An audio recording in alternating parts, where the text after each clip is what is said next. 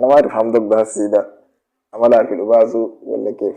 لا ولا ما حمدك بتاع صف هذاك. بسم الله الرحمن الرحيم. هنا أمدرمان إذاعة جمهورية السودان.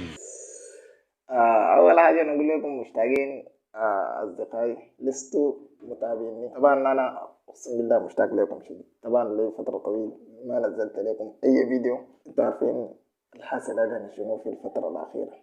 الواحد من المعنويات وظروف بتاع ضغوطات الحياه، الواحد انه ما حيقدر ينقطع منكم اسئلتكم مني عن صحتي، طمن عني.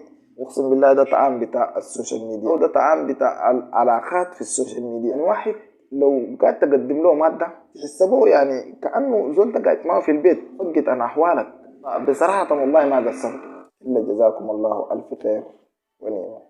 دارين نشكر القوات المسلحة للانتصارات اللي قدموا لنا في الفترة الأخيرة ده. طبعا ده واجبكم، لكن أنا بسببه وقدمته أكثر من واجبكم. شاهدتوا السوشيال ميديا عمل ضجة كيف؟ أي زول داير يعرف إنه القوات المسلحة يحرر الإذاعة والتلفزيون كيف؟ خليه يدخل التليجرام، ما بتشوف حاجات كده طبعا إلا لو قلبك قوي. الآن الشغل بيختلف تماما. أنا بس الشغل البريهني شغل بتاعت المسيرات.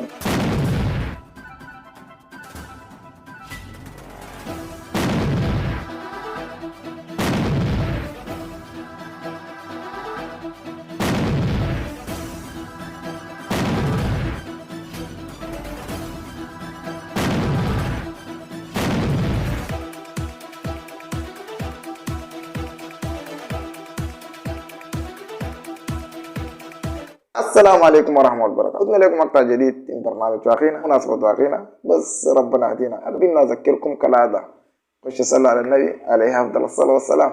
خلينا نخش في الفيديو. أول حاجة دارين نقول ألف مبروك لأخواتنا المسلحة، ألف مبروك للشعب السوداني. الناس دول من قبل فترة بيقولوا لهم يا ناس علموا العوم، علموا العوم، ما دارين يعلموا العوم. فهم عارفين نفسهم يعني مزرقنين زرقين عارفين، وقام بنبهون في السوشيال ميديا الناشطين في أرض الميدان قاعدين بيقولوا لهم يا فلول الجنجويد حاولوا كبروها من الحتة دي. المهم كان تصنعوا لكم مركب أي حاجة اتخارجوا في واحدين اتخارجوا وده عارفينهم تماما. في بعض منهم رهينة.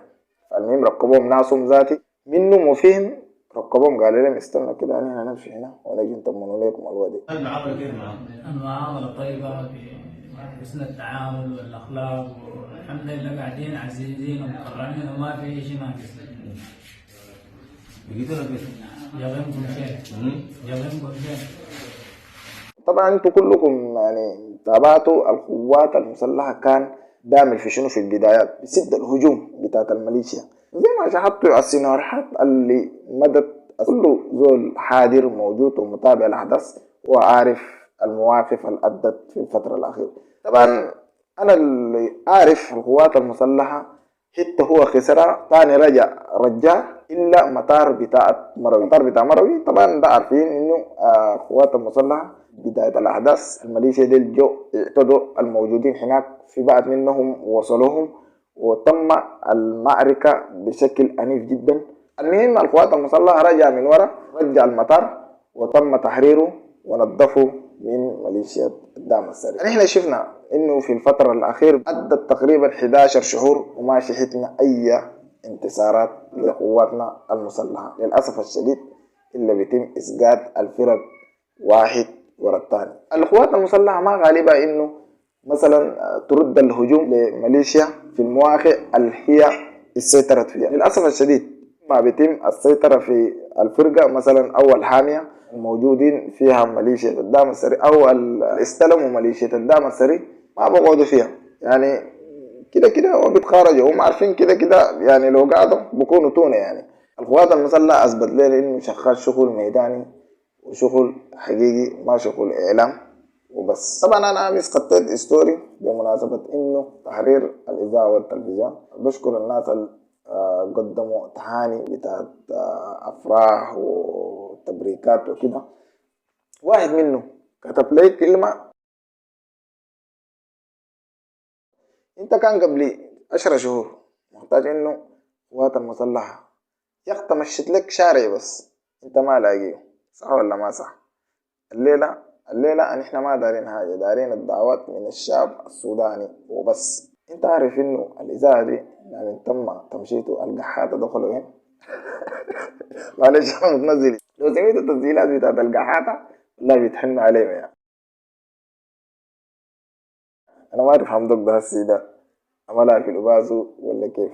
لا ولا ما حمدوك بتاع صفا داك الوقت ده، بتاع صفا ده عملها عديل الوقت ده يا زول، داك ده ما عنده أي صبر، لأنه قد شفت وجوههم وقت كان تم التحام جيش كرري وجيش وادي سينا أو جيش مهندسين، الدموع بس، لكن الدموع ذاتي سالت من جوا ما سالت من برا. إما القحاتة دخلوا في فتيل والجنجويد كان سميت التسجيلات بالنية بس. فده نهاية الفيديو، إذا عجبك الفيديو فلا تنسى تعمل لايك تعمل سبسكرايب، ما تنسى تصلي على النبي مرة أخرى. وبيس.